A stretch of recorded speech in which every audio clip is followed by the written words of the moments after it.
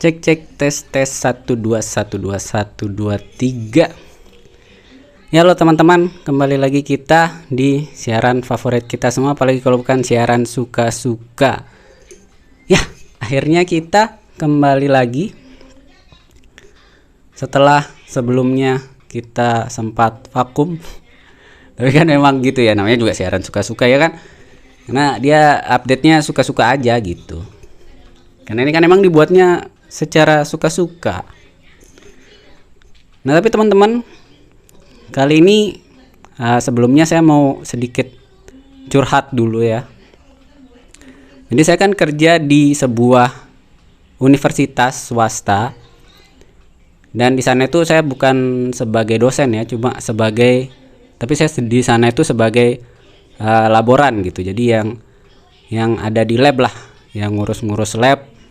Terus kalau misalnya ada praktikum, yang bantu-bantu praktikum, yang bantu ngawas praktikum.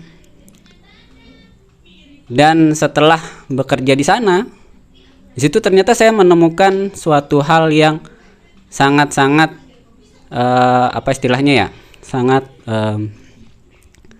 sangat membuat bersemangat gitu, yang sangat menyenangkan gitu. Yang pengalaman yang belum pernah saya rasakan sebelumnya gitu. Nah, apa itu? Jadi di sana itu kan saya biasanya ngawas praktikum ya. Jadi ketika menjadi seorang penunggu lab, kebahagiaan terbesar yang saya rasakan ketika menjadi penunggu lab di sana adalah bertemu dengan para mahasiswa yang sangat bersemangat untuk mengikuti praktikum gitu. Walaupun di sana kondisinya, kalau saya mau bilang labnya itu standar, itu sangat berat hati saya bilang begitu gitu. Karena memang masih ya begitulah kondisinya gitu, masih sangat terbatas gitu. Tapi di sana itu ada banyak mahasiswa yang sangat-sangat bersemangat, yang sangat-sangat antusias untuk mau berpraktikum dan memperoleh ilmu gitu. Nah, ketika bertemu dengan mereka ini, di situ tuh yang membuat saya menjadi sangat bersemangat gitu. Jadi rasa capek itu tiba-tiba hilang gitu, rasa penat, rasa stres, dan dari tekanan-tekanan pekerjaan itu tiba-tiba bisa hilang gitu ketika bertemu dengan mahasiswa-mahasiswa yang seperti itu gitu.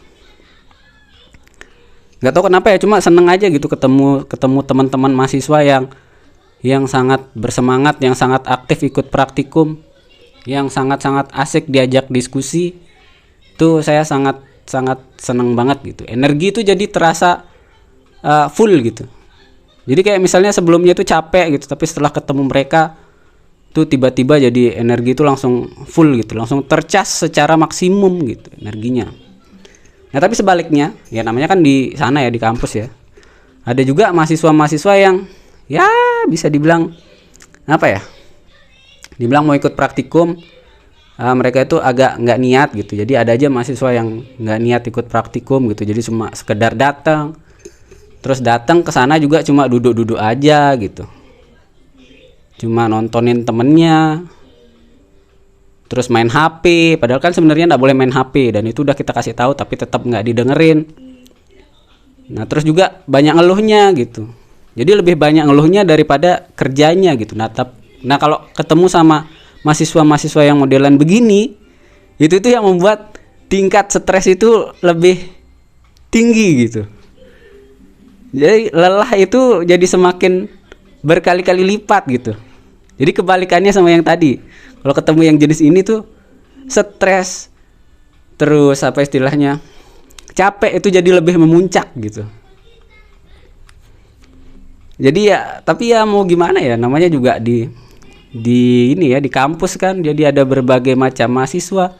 Jadi ada mahasiswa yang benar-benar niat, ada yang cuma sekedar pengen kuliah gitu ya. Mau gimana gitu kan, emang begitu keadaannya. Nah, terus juga sekarang ini setelah saya amati itu banyak banget mahasiswa yang mempertanyakan gitu, kenapa sih mereka itu mahasiswa ini kok disuruh presentasi terus gitu.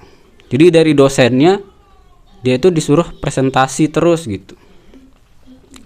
Nah itu banyak yang mempertanyakan gitu, banyak yang memprotes, baik di secara real life ataupun di dunia maya gitu. Jadi banyak yang mempertanyakan kok sekarang mahasiswa itu lebih banyak disuruh presentasi gitu.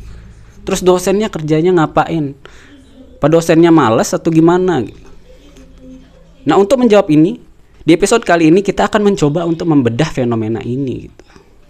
Jadi kenapa sih dosen itu sekarang suka membuat mahasiswanya untuk apa istilahnya? Itu dia bilang apa istilahnya? Untuk membuat mahasiswanya itu mempresentasikan sesuatu gitu. Kenapa sih tugasnya tuh harus presentasi gitu. Dan di sini saya akan mencoba untuk membahas ini dari sudut pandang saya sendiri gitu ya, teman-teman ya. Oke, jadi pertama nih menurut saya ini, kalau misalkan si dosen itu dari pertama masuk sudah memberikan tugas kalian untuk presentasi, nah itu bisa jadi memang dosennya yang males gitu. Ya, karena menurut saya idealnya itu kan sekarang ini kegiatan belajar mengajar itu kan tidak satu arah gitu. Jadi dua arah, jadi dari dosen dan dari mahasiswa. Nah, makanya idealnya kalau misalnya dosen itu mengajar 1 semester, jadi idealnya itu setengah semesternya itu dosen yang isi.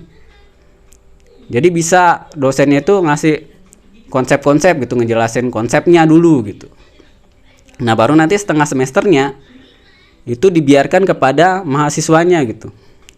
Jadi dikasih tugas untuk mempresentasikan implementasi dari apa yang sudah atau konsep-konsep yang sudah dijelaskan oleh dosennya gitu.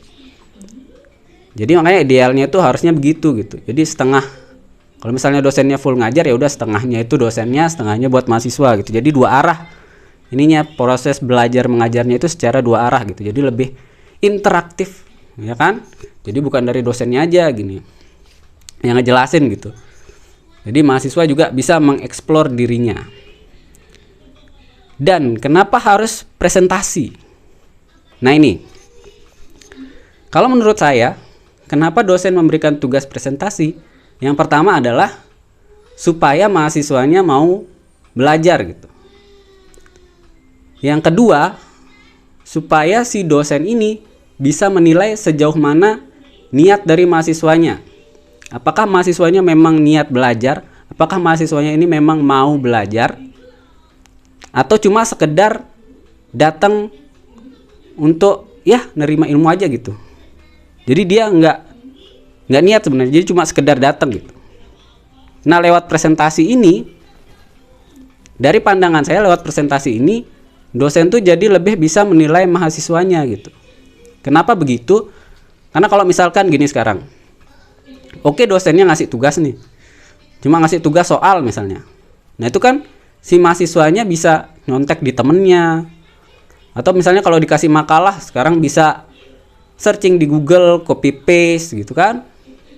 Jadi dosen itu tidak bisa menilai sejauh mana sih mahasiswa ini mengerti, sejauh mana sih mahasiswa ini mau memahami konsep yang sudah diajarkan gitu.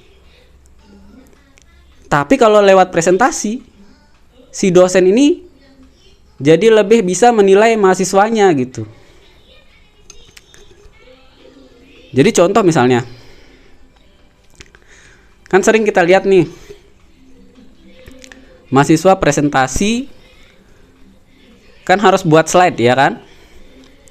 Nah ketika dia membuat PPT atau membuat slide untuk dipresentasikan, itu kan mau nggak mau dia harus menggali materinya, materi yang sudah diberikan. Jadi misalnya dosennya udah ngasih tema nih, karena dia harus buat slide-nya, harus buat PowerPoint-nya untuk dipresentasikan. Jadi dia harus mencari dulu, mendalami dulu materi apa sih yang mau saya masukkan ke dalam slide yang akan saya tampilkan untuk nanti saya jelaskan di depan kelas.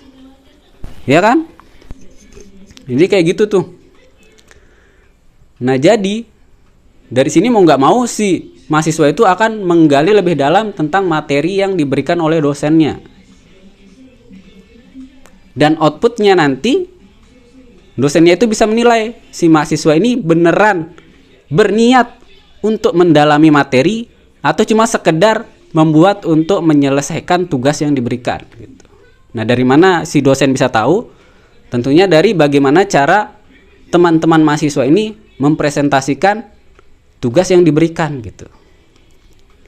Jadi kalau misalnya PPT-nya itu isinya adalah kayak misalnya bagan-bagan gitu aja atau gambar-gambar, dan terus kemudian mahasiswanya itu menjelaskan tanpa teks gitu istilahnya ya.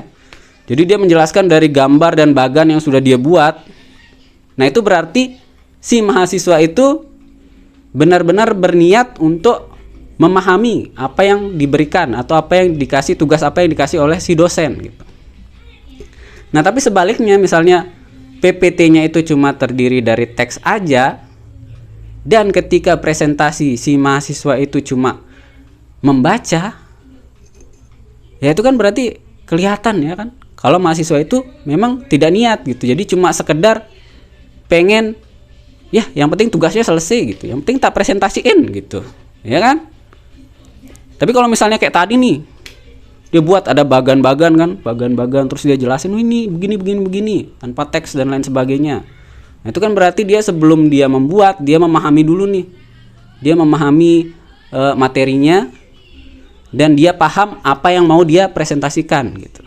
Nah, dari sinilah si dosen akan menilai mahasiswanya gitu. Jadi menurut saya, kalau dari saya pribadi, dan kalau misalnya Astu Karya Wigenam Astu saya di masa depan bisa menjadi dosen, nah metode ini yang akan saya gunakan gitu. Karena menurut saya lebih efektif menilai mahasiswa lewat presentasi daripada cuma sekedar dari kuis atau dari UTS dan UAS. Karena kan kalau lewat UTS dan UAS itu mahasiswa bisa mencontek, ya tahulah kalian ya kan sebagaimana canggihnya sih mahasiswa sekarang. Mereka bisa mencontek dengan berbagai macam teknik, ya kan? Nah, tapi kalau presentasi ya nggak bisa mereka mencontek gitu. Jadi ya langsung kelihatan gitu kemampuan mereka ketika mempresentasikan gitu. Bahkan kalau misalnya presentasinya kelompok, itu sebenarnya kelihatan teman-teman siapa yang beneran ngerjain dan siapa yang cuma sekedar numpang nama. Jadi kalian gak usah bohongin dosennya, gak usah kalian bilang, oh saya ikut kerja kok bu, ini kita ngerjainnya sama-sama. Saya ikut kerja kok pak, ini kita ngerjainnya sama-sama. Jangan bohong. Ketika kalian presentasi itu kelihatan siapa yang beneran ngerjain, siapa yang cuma sekedar numpang nama, itu kelihatan banget. Nah, makanya menurut saya untuk menilai kemampuan mahasiswa, untuk menilai niat mahasiswa, untuk menilai keinginan mahasiswa untuk belajar, itu bisa dinilai melalui tugas presentasi ini gitu teman-teman. Karena kadang-kadang apa istilahnya ya, dan juga kayaknya dari tadi tak bilang apa istilahnya aja ya, itulah pokoknya ya.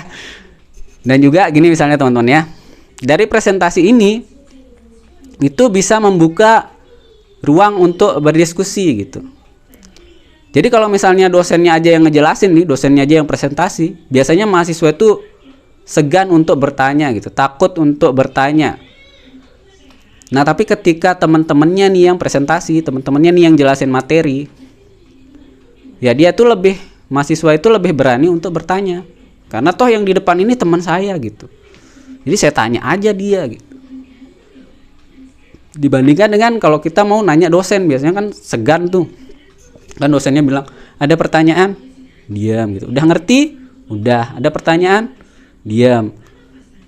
Tapi begitu ditanya balik, bengong gitu kan. Nah, daripada begitu, lebih baik kan gini. Kalau teman-temannya yang jelasin, pasti dia lebih berani untuk bertanya gitu.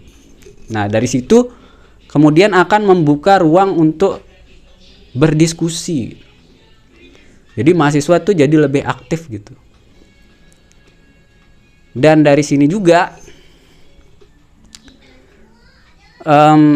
kadang tuh di presentasi biasanya tuh mahasiswa itu takut untuk ditanya, ya kan?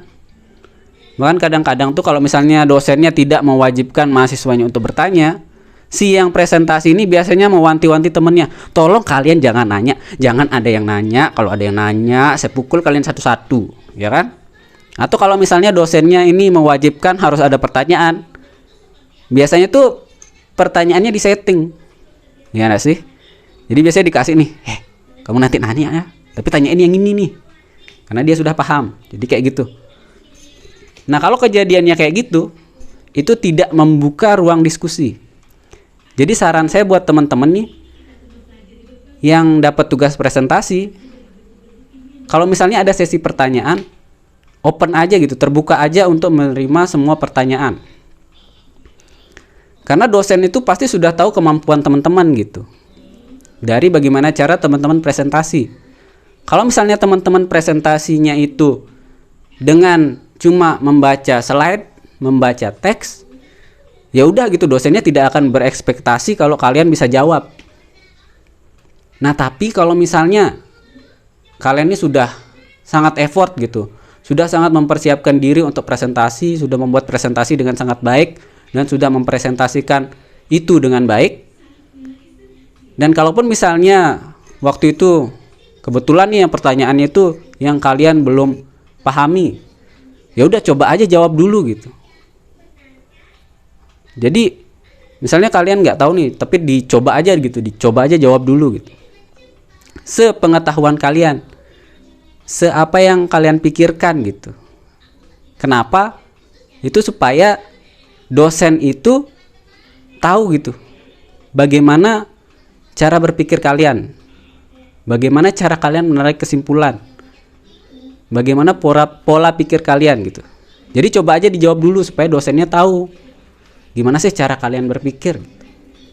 Kalaupun misalnya salah, nanti kan akan dibantu oleh dosennya gitu. Pasti akan dibantu, akan di apa istilahnya ya, dibenerin lah gitu. Dikasih tahu lah jawaban yang benar gitu. Nah, dari sana juga kalian akan dapat ilmu yang baru gitu. Karena kalau menurut saya nih, yang penting dinilai dari mahasiswa itu adalah bagaimana cara mereka berpikir, bagaimana cara mereka menyimpulkan sesuatu atau menarik kesimpulan dari suatu permasalahan gitu. Karena sekarang ini jarang sekali ada mahasiswa yang berpikir kritis gitu. Kadang-kadang mahasiswa itu kan malas buat mikir gitu kan ya. Nah jadi dari situ, makanya menurut saya kemampuan berpikir dari mahasiswa itu yang satu hal yang penting untuk dinilai gitu. Kalau misalnya saya jadi dosen gitu ya. Makanya biasanya nih mungkin ada teman-teman yang dari mahasiswa dari kampus tempat saya kerja yang nonton ini. Biasanya tuh mereka kalau nanya, jadi pas praktikum biasanya kan mereka ada yang nanya tuh, yang antusias gitu biasanya nanya. Kalau ada yang nggak dipahamin kan. Jadi kalau mereka nanya dan saya tahu jawabannya, itu biasanya nggak langsung tak kasih tahu gitu. Jadi biasanya cuma saya kasih petunjuk-petunjuk gitu, berupa pertanyaan balik. Jadi kayak misalnya, Pak ini kenapa sih dia gini Pak gitu. Kita jawab, ini tuh apa sih? Terus kalau ini dan begini jadinya gimana? Nah dari pertanyaan-pertanyaan itu, harapan saya mahasiswa itu bisa berpikir dan kemudian mencari penyelesaiannya gitu.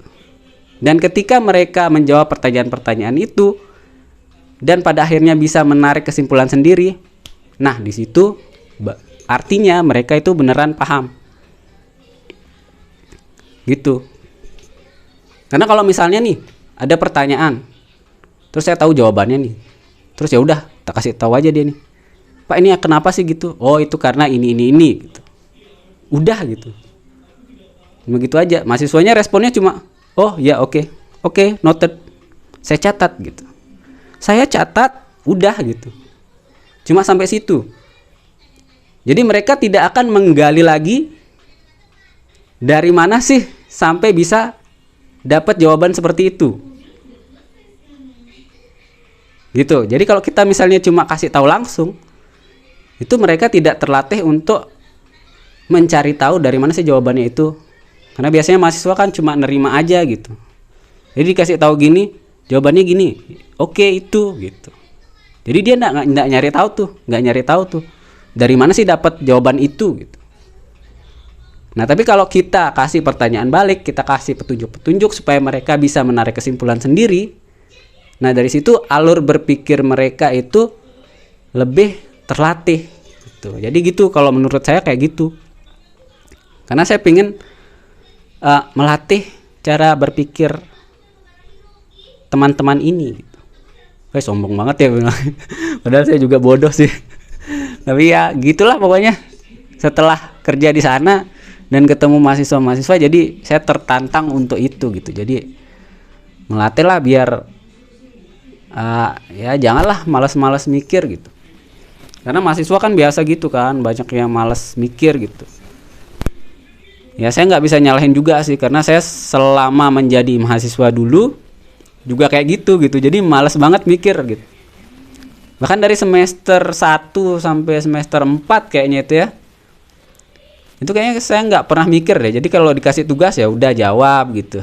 Lihat teman, jawab. Udah praktikum gitu. Disuruh ngerjain ini ya udah kerjain gitu, nggak nanyain gitu. Ini tuh buat apa sih? Tujuannya apa gitu. Jadi nggak nanyain kayak gitu. Kita tambahin ini dan ini itu buat apa sih gitu. Nggak nanyain gitu. Jadi yang kita kerjain ya udah yang ada di petunjuk cara pengerjaan itu aja yang kita kerjain gitu. Jadi nggak memikirkan lebih lanjut tentang segala sesuatunya yang lain gitu. Nah itu kemudian berubah ketika masuk ke semester berapa ya? Semester 5 kalau nggak salah tuh. Semester 5 atau 6 gitu. Ada praktikum namanya kimia analisis terapan kalau nggak salah. Jadi di situ itu kita tuh nggak ada modulnya, jadi praktikumnya itu sama sekali nggak ada modulnya. Jadi kalau dulu kan ada modulnya tuh, jadi kita tinggal ngikutin aja modulnya nih, tanpa mempertanyakan lebih lanjut apa itu gitu. Nah di praktikum ini itu nggak ada modulnya, jadi kita dikasih kayak project gitu. Jadi silahkan kalian cari apa yang mau kalian analisis gitu. Jadi kita dibentukkan kelompok, dan terus ya udah kita yang nentuin sendiri apa yang mau kita analisis gitu.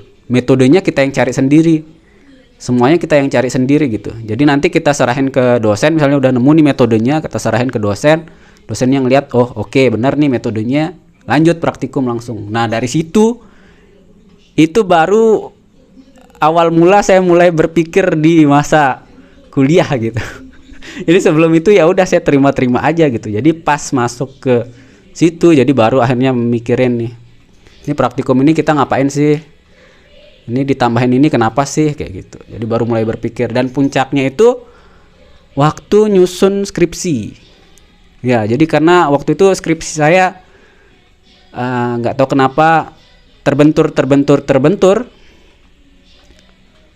Jadi ya gitulah pokoknya. Jadi ada gagal gitu. Sementara teman-teman yang lain lancar-lancar aja gitu. Kok bisa penelitian saya kok ini gagal, coba yang lain gagal gitu. Nah dari situ akhirnya berpikir ya emang ternyata waktu itu kenapa gagal ya, ternyata karena memang saya tuh terlalu apa istilahnya, terlalu meremehkan gitu.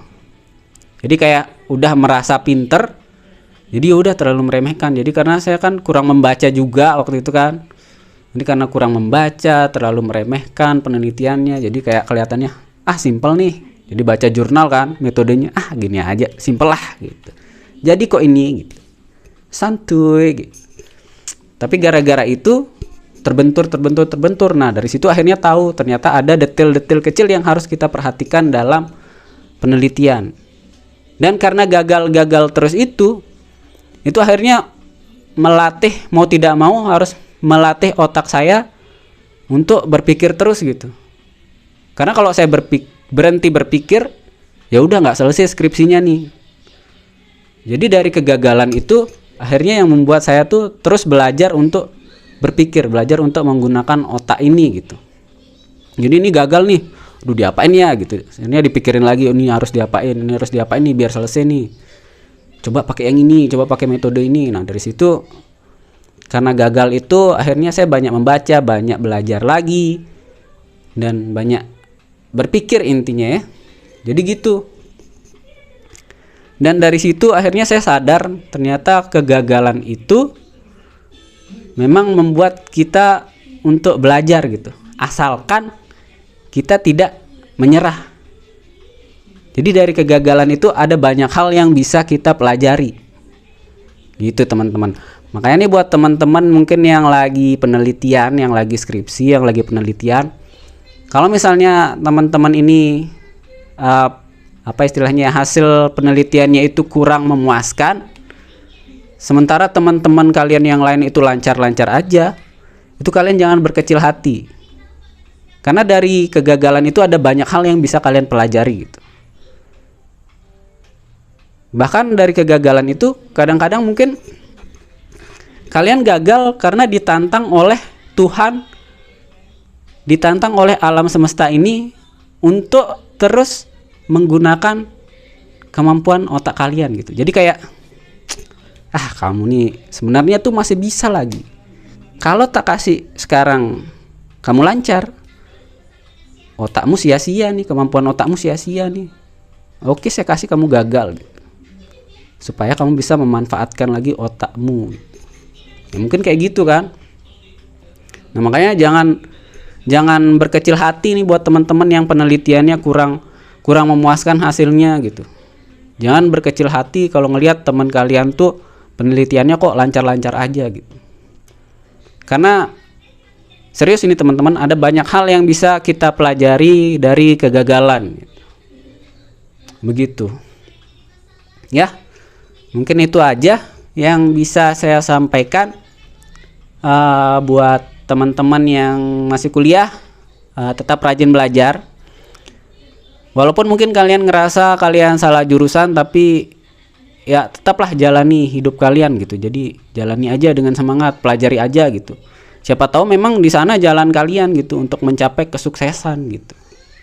Jadi tetap semangat teman-temannya untuk belajar, dan jangan pernah berhenti untuk berpikir dan menggunakan kemampuan otak kalian, karena otak kita itu sangat-sangat luar biasa, sudah diberikan oleh Tuhan, maka kita harus gunakan dengan sebaik-baiknya. Oke, mungkin sekian yang bisa saya sampaikan, kurang lebihnya saya mohon maaf. Kita ketemu lagi di episode-episode selanjutnya. Ciao.